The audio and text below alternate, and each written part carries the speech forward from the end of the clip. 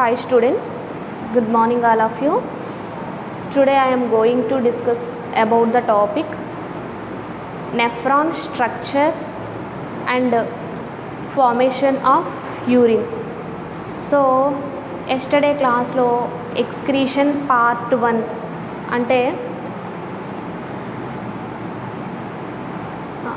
excretion definition గురించి excretory మెటీరియల్ని base చేసుకుని యానిమల్స్ని 4 గ్రూప్స్ కింద డివైడ్ చేయడం జరిగింది. అమ్మోనోటలిక్, యూరియోటలిక్, యూరికోటలిక్, గ్వానోనోటలిక్, వాటి గురించి ఎగ్జాంపుల్స్ గురించి, excretory organs, next one structure of kidney, internal structure of kidney, excretory system, వాటి గురించి డిస్కస్ చేసుకున్నాం. ఈరోజు క్లాస్లో ఎక్స్క్రేషన్ పార్ట్ 2 అంటే nephron structure. So nephron structure రఫ్గా ఒకసారి అబ్జర్వ్ చేసినట్లయితే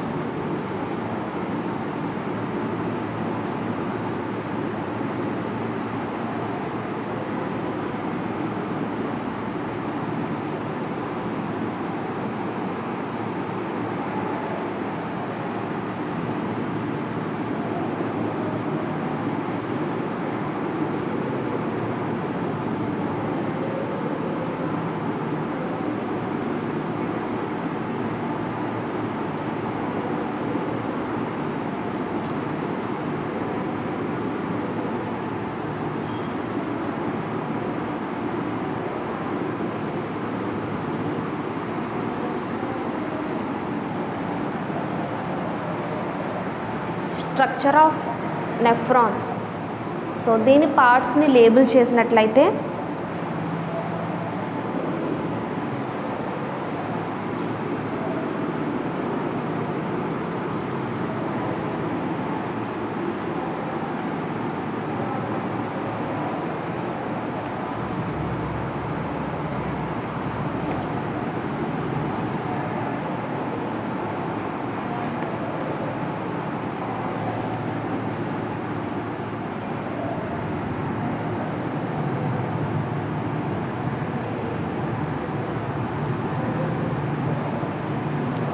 renal artery,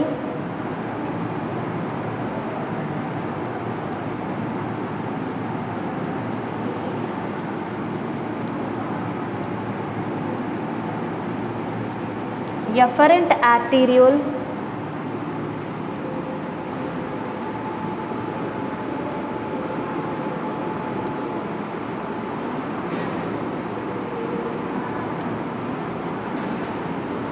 efferent arteriole,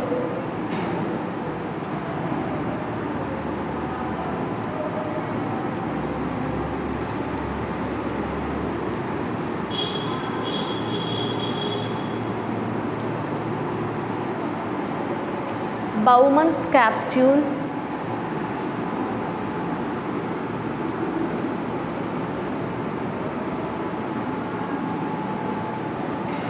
glomerulus,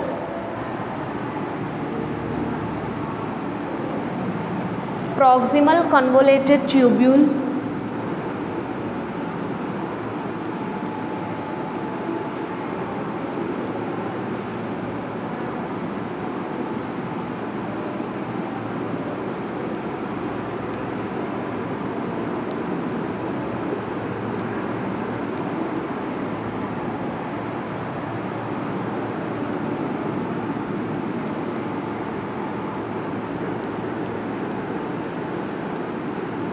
digital convoluted tubule,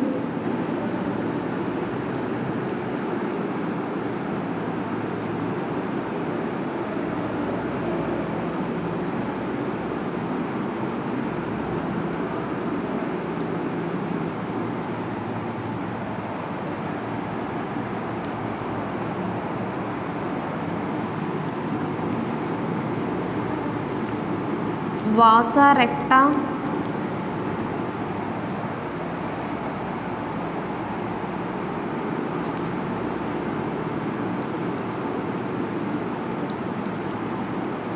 collecting duct,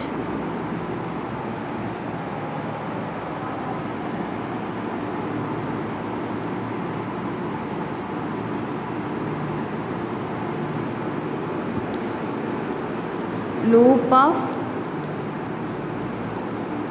Henle. So first one, nephron యొక్క స్ట్రక్చర్ ఈ విధంగా కనిపిస్తుంది. సో ఇక్కడ కిడ్నీని కనుక మనం అబ్జర్వ్ చేసినప్పుడు, కిడ్నీ అనేది each kidney is made up of 1 million units called nephrons. ఒక కిడ్నీని కనుక అబ్జర్వ్ చేసినప్పుడు, దాని యొక్క ఇంటర్నల్ స్ట్రక్చర్లో అబ్జర్వ్ చేసినప్పుడు, అయితే ఫస్ట్ వన్ కిడ్నీని LS of kidney longitudinal section కనుక కట్ చేసి చూసినప్పుడు, మైక్రోస్కోప్లో పెట్టి చూసినప్పుడు, సో ఇంటర్నల్ స్ట్రక్చర్ అంతా కనిపిస్తుంది. సో దాన్ని మరలా ఎలక్ట్రాన్ మైక్రోస్కోప్లో పెట్టి చూసినప్పుడు, సో ఇంకా ఏవైతే స్మాల్ యూనిట్స్ ఉంటాయో అవన్నీ కూడా ఎలక్ట్రాన్ మైక్రోస్కోప్లో ఈ నెఫ్రాన్స్ అన్నీ కూడా 1 million వరకు కిడ్నీ యొక్క రీజియన్లో అబ్జర్వ్ చేయొచ్చు. సో ఇప్పుడు ఈ నెఫ్రాన్స్ యొక్క ఫంక్షన్ ఏంటి అని అబ్జర్వ్ చేసినట్లయితే, ఈ నెఫ్రాన్స్ అనేవి బ్లడ్ నుండి యూరిన్ని సెపరేట్ చేసి బయటకు విసర్జించడానికి ఉపయోగపడుతూ ఉంటాయి. సో ఫస్ట్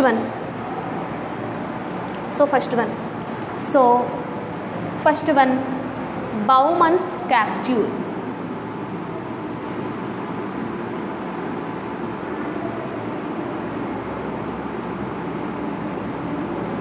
సో ఈ స్ట్రక్చర్ కనిపిస్తుంది కదా, ఇక్కడ కప్ షేప్లో ఉండేటువంటి ఒక స్ట్రక్చర్ కనిపిస్తుంది. సో దీన్ని ఏమంటాము అంటే బౌమన్స్ క్యాప్స్యూల్ అంటాం. సో ఇక్కడ చూడండి, ఈ రీజియన్ని బౌమన్స్ క్యాప్స్యూల్ అంటాం. సో ఈ బౌమన్స్ క్యాప్స్యూల్ లోపల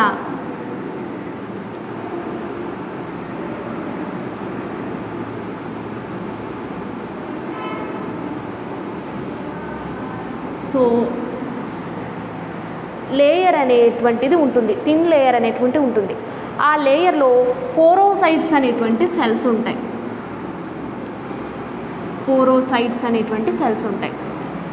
సో ఇప్పుడు ఇక్కడ అబ్జర్వ్ చేసినట్లయితే ఈ బౌమన్స్ క్యాప్స్యూల్లోకి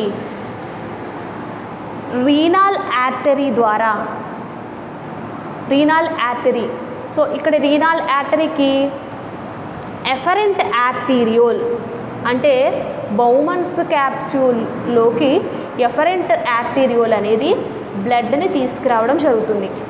సో బ్లడ్ని తీసుకొచ్చిన తర్వాత సో ఈ బ్లడ్ అనేది ఈ క్యాప్స్యూల్ లోపలికి ఎంటర్ అయిన తర్వాత సో ఇక్కడ చూడండి number of connections. So renal artery అనేది ఎఫరెంట్ ఆర్టీరియోల్ ద్వారా బ్లడ్ని లోపలికి తీసుకువస్తుంది. సో ఇక్కడ నెంబర్ ఆఫ్ కనెక్షన్స్ అనేవి మనం అబ్జర్వ్ చేయొచ్చు. సో ఈ నెంబర్ ఆఫ్ కనెక్షన్స్ని ఏమంటాము అంటే గ్లోమెరులస్ అంటాం. గ్లోమెరులస్. సో ఇక్కడ ఈ గ్లోమెరులస్ కనుక అబ్జర్వ్ చేసినట్లయితే సో వీళ్ళెవరు బౌమన్స్ క్యాప్స్యూల్.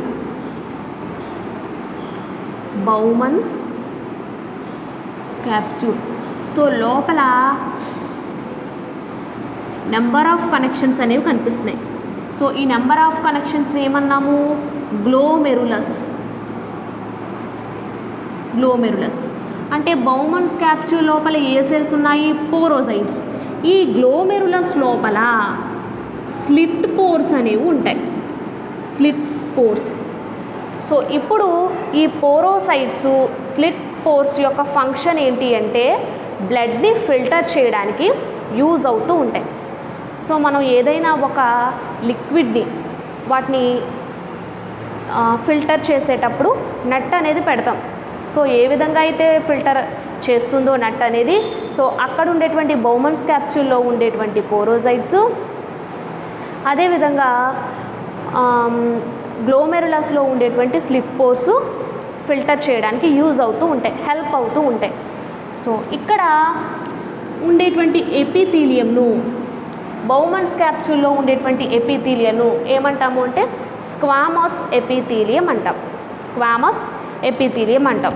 అంటే సో ఇప్పుడు ఈ బౌమన్స్ క్యాప్స్యూల్ని గ్లోమెరులస్ని రెండింటిని కలిపి సో ఈ బౌమన్స్ క్యాప్స్యూల్ గ్లోమెరులస్ ఈ రెండింటిని కలిపి ఏమంటారు అంటే సో ఇక్కడ రాస్తున్నాను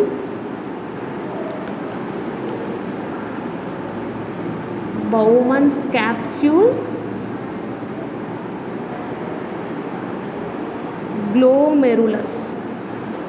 సో ఈ రెండింటిని కలిపి మాల్పీజియన్ బాడీ అంటాం. మాల్పీజియన్ బాడీ అంటాం. మాల్పీజియన్ బాడీ అంటాం. సో నెక్స్ట్ వన్ ఇప్పుడు ఈ ఎఫరెంట్ రీనల్ ఆర్టరీ ద్వారా ఎఫరెంట్ ఆర్టీరియోల్ అనేది బ్లడ్ని లోపలికి తీసుకువస్తుంది. ఇఫరెంట్ ఆర్టీరియోల్ అనేది ఈ బ్లడ్ని ఈ బయటకు తీసుకురావడం జరుగుతుంది, అంటే ఈ పార్ట్స్కి సప్లై చేయడం జరుగుతుంది. So next what is the next part అంటే ఇక్కడ బౌమన్స్ క్యాప్స్యూల్ అయిపోయింది, గ్లోమెరులస్ అయిపోయింది. ఈ బౌమన్స్ క్యాప్స్యూల్ అనేకమైనటువంటి కరువుస్ తిరిగి ఉన్నాయి కదా, ఈ కరువుస్ని ఏమంటాము PCT proximal కాన్వోలేటెడ్ tubule.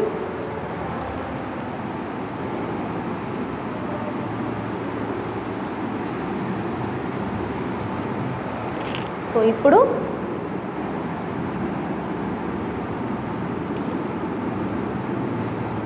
Proximal కాన్వోలేటెడ్ tubule.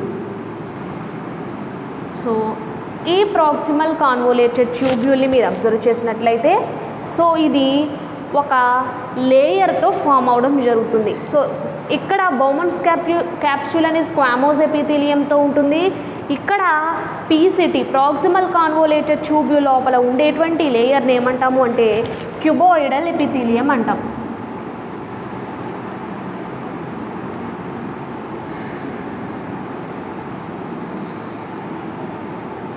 Epithelium అంటాం.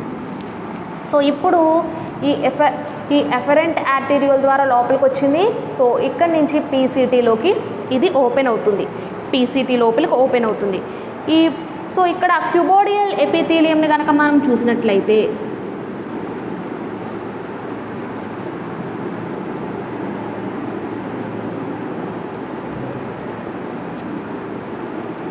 సో ఈ విధంగా కనిపిస్తుంది క్యూబోయిడల్ ఎపిథీలియం అనేది.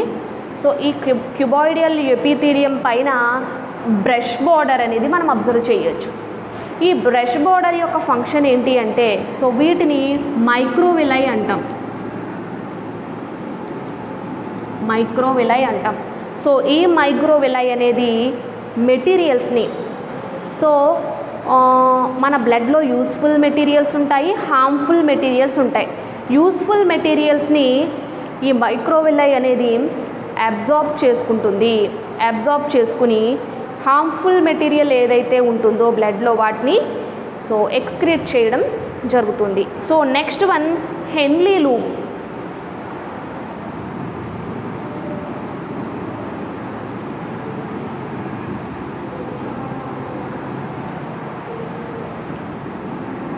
సో పీసీటీ కంప్లీట్ అయిపోయింది. తర్వాత ఈ రీజియన్ని హెన్లీ లూప్ అంటాం, లేదా లూప్ ఆఫ్ హెన్లీ అంటాం. సో మీరు అబ్జర్వ్ చేసినట్లయితే, సో బౌమన్స్ క్యాప్స్యూల్ పీసీటీ ఈ రీజియన్ అంతా కూడా కార్టెక్స్లో అబ్జర్వ్ చేయొచ్చు. ఈ రీజియన్ అంతా కూడా కార్టెక్స్లో ఉంటుంది. ఈ రీజియన్ అంతా కూడా మెడుల్లాలో ఉంటుంది. సో ఇక్కడ చూడండి, డయాగ్రామ్ ఇలా వేసుకున్నప్పుడు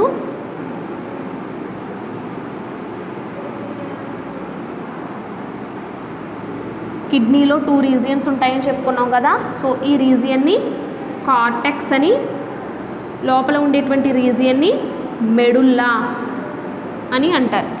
సో ఇక్కడ కార్టెక్స్ రీజియన్లో పై పార్ట్ అంతా, ఈ రిమైనింగ్ కింద పార్ట్ మెడుల్లాలో అబ్జర్వ్ చేయడం జరుగుతుంది. So next one loop of Henle or Henle loop. So ఇక్కడ చూడండి, లూప్ ఆఫ్ హెన్లీ. సో ఇక్కడ ఈ లూప్ ఆఫ్ హెన్లీ అనేది హెయిర్ పిన్ ఏ విధంగా అయితే ఉంటుందో అలా కరువు తిరిగి ఉంటుంది. సో దీన్ని లూప్ ఆఫ్ హెన్లీ అంటాము. సో ఈ లూప్ ఆఫ్ హెన్లీ అనేది ఇక్కడ మరలా లూప్ ఆఫ్ హెన్లీలో 2 రీజియన్స్ ఉంటాయి. సో చూడండి, ఇక్కడొకటి, ఇక్కడొకటి. సో దీన్ని అసెండింగ్ లింబ్, దీన్ని డిసెండింగ్ లింబ్, దీన్ని అసెండింగ్ లింబ్ అంటారు. అంటే ఇందులో 2 రీజియన్స్ కనిపిస్తున్నాయి మనకి. 2 region. First one descending limb, second one ascending limb. So 2 parts అనేవి అబ్జర్వ్ చేయొచ్చు. సో ఇప్పుడు ఈ లూప్ ఆఫ్ హెన్లీ అనేది ఎందులో ఓపెన్ అవుతుంది అంటే, ఇలా ఫ్రంట్కి వెళ్తూ, సో చూడండి ఇక్కడ డిజిటల్ కాన్వోలేటెడ్ ట్యూబ్యూల్ ఉంది. డిజిటల్ కాన్వోలేటెడ్ ట్యూబ్యూల్లోకి ఓపెన్ అవుతుంది. డిజిటల్ కాన్వోలేటెడ్ ట్యూబ్యూల్లోకి ఓపెన్ అవుతుంది. సో ఇక్కడ ఈ డిజిటల్ కాన్వోలేటెడ్ ట్యూబ్యూల్ వచ్చేసి ఇంకా ఫ్రంట్కి ముందుకు ఓపెన్ అయ్యి, సో కాన్వోలేటెడ్ డక్ట్ ఉంది కదా, ఈ కాన్వోలేటెడ్ డక్ట్లోకి ఓపెన్ అవుతుంది. అంటే మ్యాక్సిమము అడల్ట్ కిడ్నీ మీరు అబ్జర్వ్ చేసినట్లయితే అది 1.3 లీటర్స్ బ్లడ్ని రిసీవ్ చేసుకుంటుంది. అంటే రిసీవ్ చేసుకుని ఫిల్టర్ చేస్తుంది. అంటే పర్ మినిట్కి 1.3 లీటర్స్ బ్లడ్ని అది ఫిల్టర్ చేయడం రిసీవ్ చేసుకుని ఫిల్టర్ చేయడం జరుగుతుంది. So next one composition of urine. So diagram rough చేస్తున్నాను.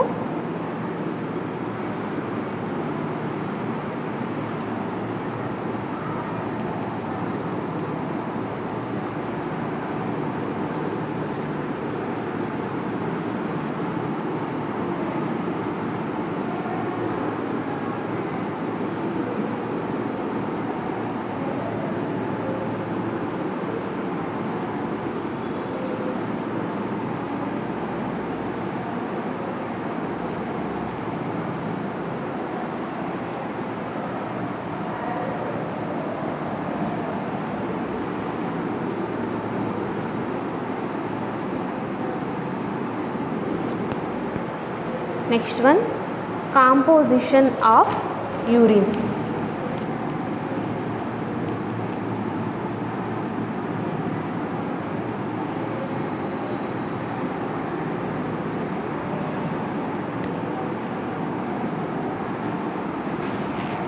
సో ఇక్కడ యూరిన్లో ఉండేటువంటి ఇనార్గానిక్ సాల్ట్స్ అంటే సోడియం, పొటాషియం, కాల్షియం, మెగ్నీషియం, వీటితో పాటుగా chlorides,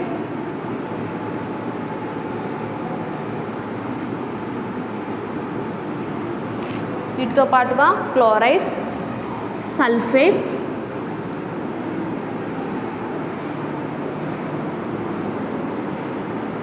phosphates,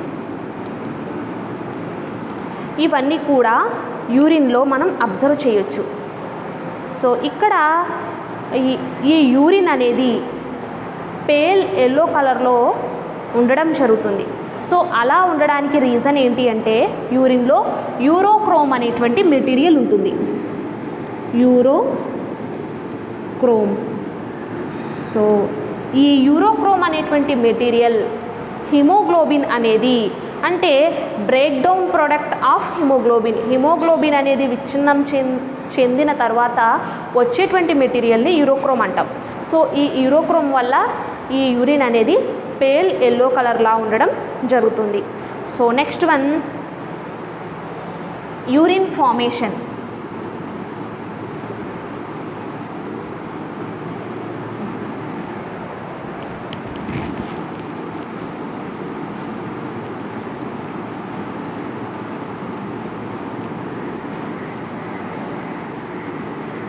urine formation.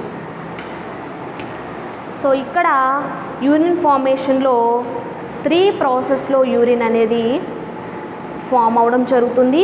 So ఆ 3 ప్రాసెస్ ఎవరు అంటే glomerular filtration, reabsorption and tubular secretion.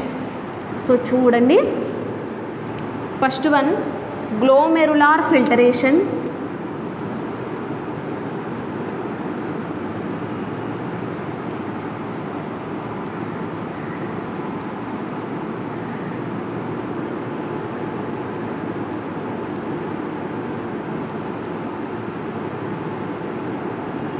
reabsorption,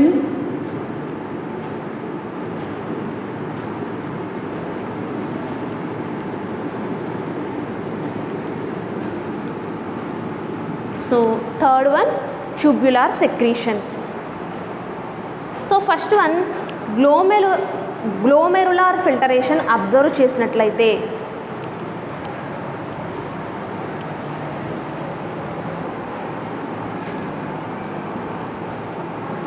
so glomerular filtration.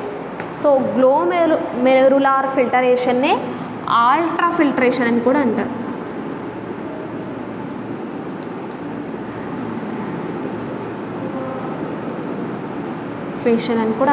So glomerular ఫిల్టరేషన్లో process ఏంటో చూద్దాం. సో ఇది first step formation of urine అని చెప్పుకోవచ్చు.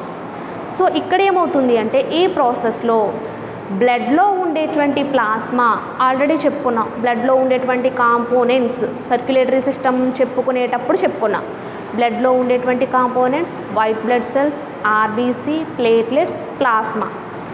సో ఇప్పుడు బ్లడ్లో ఉండేటువంటి ప్లాస్మా ఫిల్టరేషన్ ప్రెజర్ వల్ల ఇది బౌమన్స్ క్యాప్సూల్లో ఫిల్టర్ అవుతుంది.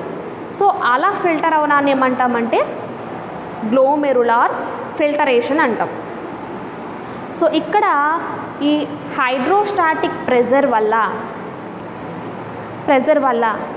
అక్కడ ఈ ఫిల్టరేషన్ అనేది 60 mmHg ఉంటుంది. అంటే జలస్థితిక పీడనం అనేది 60 mmHg ఉంటుంది యూనిట్స్లో. అదేవిధంగా దానికి ఆపోజిట్గా కొలాయిడల్ ఆస్మోటిక్ ప్రెజర్ అనేది 32 mmHg ఉంటుంది. హైడ్రోస్టాటిక్ ప్రెజర్ అనేది అక్కడ 60 mmHg ఉంటే దానికి ఆపోజిట్గా కొలాయిడల్ ఆస్మోటిక్ ప్రెజర్ అనేది 32 mmHg ఉంటుంది. సో కిడ్నీ అనేది ఇది పర్ మినిట్కి 1100 నుంచి 1200 ml బ్లడ్ని ఇది ఫిల్టర్ చేయడం జరుగుతుంది. సో ఇక్కడ ఆల్రెడీ ఈ గ్లోమెరులార్ ఫిల్టరేషన్ దగ్గర స్లిట్ పోర్స్ అనేవి ఉంటాయని చెప్పాం. ఈ స్లిట్ పోర్స్ అన్నీ కూడా మ్యాక్సిమం బ్లడ్లో ఉండేటువంటి వాటర్ అంతటినీ కూడా ఇక్కడ ఫిల్టర్ చేయడం జరుగుతుంది. కాబట్టి ఇక్కడ ఫామ్ అయినటువంటి యూరిన్ ఏమంటాము అంటే ప్రైమరీ యూరిన్.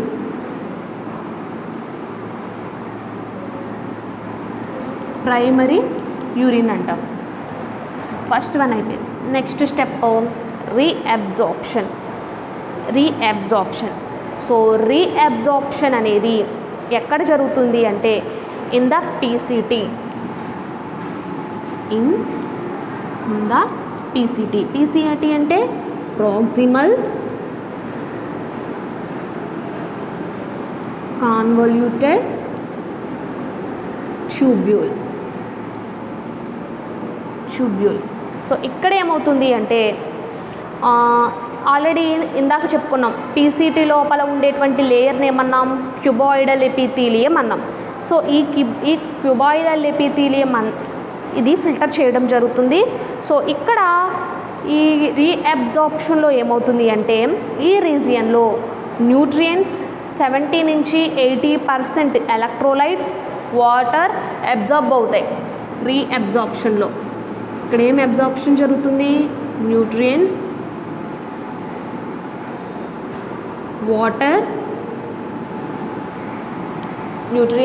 వాటర్ 70 నుంచి 80% ఎలక్ట్రోలైట్స్, 70% to 80% ఎలక్ట్రోలైట్స్, ఇవన్నీ కూడా రీఅబ్జార్ప్షన్ జరుగుతుంది. సో రీఅబ్జార్ప్షన్ జరిగి పాజిటివ్ ఛార్జ్తో క్లోరైడ్స్, గ్లూకోజ్, అమైనో యాసిడ్స్ ఇవన్నీ కూడా వాటి యొక్క మూమెంట్స్ని యాక్టివ్గా చూపడం జరుగుతుంది.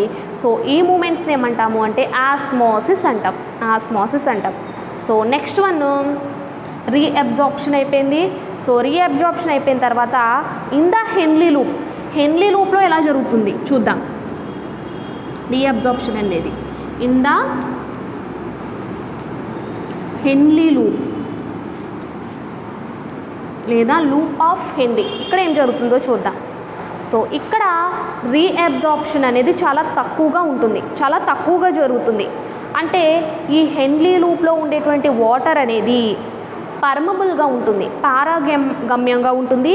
ఎలక్ట్రోలైట్స్ అనేవి ఇంపర్మబుల్గా ఉంటాయి.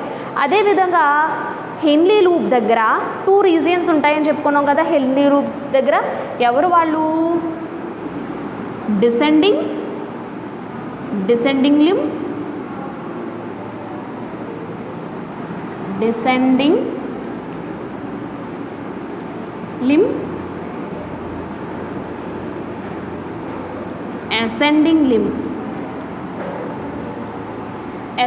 లిమ్. సో ఇక్కడ ఈ డిసెండింగ్ లిమ్ ఉన్నాయి కదా. సో ఇక్కడ అసెండింగ్ లిమ్ ఉంది కదా. ఈ అసెండింగ్ లిమ్ దగ్గర మరలా 2 రీజియన్స్ ఉంటాయి. అసెండింగ్ లిమ్ 2 రీజియన్స్ ఉంటాయి. Thin segment, thick segment. Thin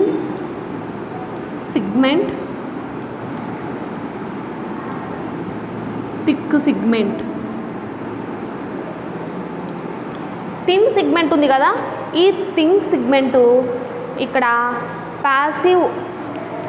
passive మూమెంట్ని ఇక్కడ అబ్జర్వ్ చేయొచ్చు. థిక్ సిగ్మెంట్ దగ్గర ఈ ఏవైతే ఆర్గానిక్ మెటీరియల్స్ ఉన్నాయో వీటిని అవుట్ సైడ్ యాక్టివ్గా బయటకు పంపించడం జరుగుతుంది. సో ఇక్కడ ఇప్పుడు ఇన్ ద హెన్లీ లూప్ ఇది ఎక్కడికి ఓపెన్ అవుతుంది అంటే డీసీటీలోకి ఓపెన్ అవుతుంది. DCT. So next one DCT.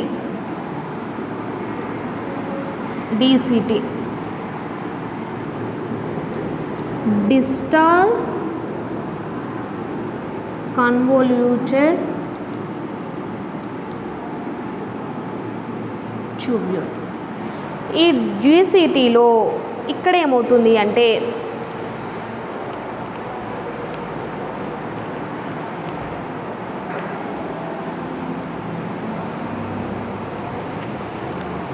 So డీసీటీలో ఉండేటువంటి సెల్స్ అన్నీ కూడా షార్ట్గా ఉంటాయి. సో ఈ డిస్టల్ కాన్వోలేటెడ్ ట్యూబ్యూల్లో ఉండేటువంటి Na+ అండ్ వాటర్ ఇవన్నీ కూడా కండిషనల్గా అండ్ ఫంక్షనల్గా ఇవి మెథడ్లో అబ్జార్ప్షన్ అనేది జరగడం జరుగుతుంది. సో నెక్స్ట్ వన్ డీసీటీ అనేది డిస్టల్ కాన్వోలేటెడ్ ట్యూబ్యూల్ అనేది మరలా ఎందులోకి ఓపెన్ అవుతుంది, కలెక్టింగ్ డక్ట్. కలెక్టింగ్ డక్ట్లోకి ఓపెన్ అవుతుంది. సో ఇది ఇందాక డీసీటీ అనేది ఏం చెప్పుకున్నాం, స్మాల్ డక్ట్. కలెక్టింగ్ డక్ట్ అనేది లాంగ్ డక్ట్. సో ఇక్కడ ఫుల్ వాటర్ అంతా కూడా అబ్జార్ప్షన్ జరుగుతుంది, రీఅబ్జార్ప్షన్ అనేది జరిగిపోతుంది. సో రీఅబ్జార్ప్షన్ అనేది జరిగి కాన్సన్ట్రేటెడ్ యూరిన్ అనేది ఫామ్ అవుతుంది. కాన్సన్ట్రేటెడ్ యూరిన్ అంటే ప్రొడ్యూస్ కాన్సన్ట్రేటెడ్ యూరిన్ అనేది ఫామ్ అవ్వడం జరుగుతుంది. సో అంటే ఇక్కడ ఏం చేస్తుంది, కలెక్టింగ్ డక్ట్ అనేది maintenance of pH, ionic balance of blood, next one ionic balance of blood. ఈ ఫంక్షన్స్ అన్నీ కూడా కలెక్టింగ్ డక్ట్ అనేది చేస్తుంది. సో ఇక్కడ ఈ బ్లడ్లో ఉండేటువంటి యూరిన్ అధిక గాఢతను అంటే హైపర్టోనిక్ యూరిన్ని బయటికి రిలీజ్ చేయడం జరుగుతుంది. సో ట్యూబులార్ సెక్రీషన్లో ఏమవుతుంది అంటే హైపర్టోనిక్ యూరిన్ అనేటువంటి ఈ కలెక్టింగ్ డక్ట్ దగ్గరకు వచ్చేసరికి ట్యూబులార్ సెక్రీషన్ ఉంటుంది. ఈ ట్యూబులార్ సెక్రీషన్లో ఏంటంటే హైపర్టోనిక్ అనేటువంటి యూరిన్ అనేది బయటికి ఎలిమినేట్ అవ్వడం జరుగుతుంది. అంటే ఈ ఎక్స్క్రీషన్ గురించి చెప్పుకునేటప్పుడు ఇక్కడ ఏమవుతుంది అంటే బ్లడ్లో యూస్ఫుల్ సబ్స్టాన్సెస్, హార్మ్ఫుల్ సబ్స్టాన్సెస్ ఉంటాయి.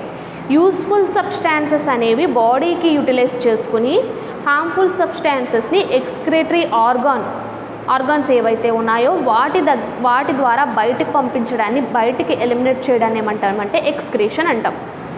సో ఈ ఎక్స్క్రేటరీ మెటీరియల్ని బట్టి అవి 4 టైప్స్ ఉంటాయి. Ammonotelic animals, ureotelic animals, uricotelic animals and guanotelic animals. So చెప్పుకున్నాం, ఎగ్జాంపుల్ కూడా లాస్ట్ క్లాస్లో డిస్కస్ చేసుకున్నాం. తర్వాత kidney, structure of kidney reddish brown colour bean షేప్లో ఉండేటువంటి 2 కిడ్నీస్ ఉంటాయి. వర్టిబ్రల్ కాలమ్కి అటాచ్ అయ్యి ఉంటాయి లూంబార్ రీజియన్లో. సో సాక్రల్, లూంబార్, థొరాసిక్ రీజియన్స్ ఉంటాయి కదా. వర్టిబ్రల్ కాలంలో లూంబార్ రీజియన్ దగ్గర అంటే L1, L5 దగ్గర కిడ్నీ అనేది లొకేట్ అయి ఉంటుంది. ఈ కిడ్నీని ఇంటర్నల్ స్ట్రక్చర్ అబ్జర్వ్ చేసినప్పుడు మెయిన్గా 2 రీజన్స్ కనిపిస్తాయి, medulla and cortex. So medulla, cortex వీటిని ఎలక్ట్రాన్ మైక్రోస్కోప్లో పెట్టి చూసినప్పుడు నెంబర్ ఆఫ్ అంటే each kidney is made up of number of units is called, వీటిని ఏమంటామంటే నెఫ్రాన్స్ అంటాం. సో నెఫ్రాన్స్లో బౌమన్స్ క్యాప్స్యూల్, గ్లోమెరులస్ ఉంటుంది. సో ఎఫరెంట్ ఆర్టెరియోల్ ద్వారా బ్లడ్ అనేది లోపలికి వస్తుంది. ఎఫరెంట్ ఆర్టెరియోల్ ద్వారా ఇది బయటికి రావడం జరుగుతుంది. సో ఇక్కడ ఫిల్టరేషన్ అనేది అంటే యూస్ఫుల్ సబ్స్టాన్సెస్, వాటర్లో ఉండేటువంటి ఎలక్ట్రోలైట్స్, ఆర్గానిక్ సబ్స్టాన్సెస్ అంటే క్లోరైడు, గ్లూకోజు ఇవన్నీ కూడా అబ్జార్ప్షన్ జరిగి ఈ కలెక్టింగ్ డక్ట్ ద్వారా ఎప్పుడైతే లోపలికి వచ్చిందో ఇది యురేత్రా ద్వారా యూరినరీ బ్లాడర్లో యూరిన్ అనేది ఫిల్ అయిపోతుంది. ఫిల్ అయిపోయిన తర్వాత అక్కడ స్పెంక్టర్స్ అనేవి ఉంటాయి. ఈ స్పెంక్టర్స్ కాంట్రాక్షన్ వల్ల ఎప్పుడైతే బ్రెయిన్ సిగ్నల్ ఇస్తుందో కొన్ని హార్మోన్స్ ఈ సిగ్నల్స్ ఎప్పుడైతే వస్తాయో యురేత్రా ద్వారా యూరిన్ అనేది బయటికి ఎలిమినేట్ అవ్వడం జరుగుతుంది. సో ఇప్పటి వరకు ఎక్స్క్రీషన్ పార్ట్ 1, పార్ట్ 2 వీడియోస్ పెట్టడం జరిగింది. సో యూనిట్ 2లో డైజెషన్, సర్క్యులేషన్, ఎక్స్క్రీషన్ గురించి చెప్పుకున్నాం. సో నెక్స్ట్ క్లాస్లో నెక్స్ట్ టాపిక్ గురించి డిస్కస్ చేసుకుందాం.